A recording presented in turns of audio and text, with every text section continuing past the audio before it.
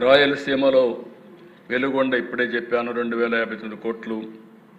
ఉప్పర పెన్న అది ఏదైతే పేరూరు ట్యాంక్ రిజర్వాయర్కి నీళ్లు తీసుకుపోవడం, భైరవాని తిప్ప, హంద్రినేవా నుంచి మడకసర బ్రాంచ్ కెనాల్, హంద్రినేవా నుంచి ఫేజ్ 2 మెయిన్ కెనాల్, అడవిపల్లి నుంచి చిత్తూరు వరకు నేవా వరకు పూర్తి చేయడం, జిఎన్ఎస్ఎస్ కడప వరకు తీసుకెళ్లడం, ఈ అన్నిటికి కలిపి 7,853 కోట్లు అవుతుంది.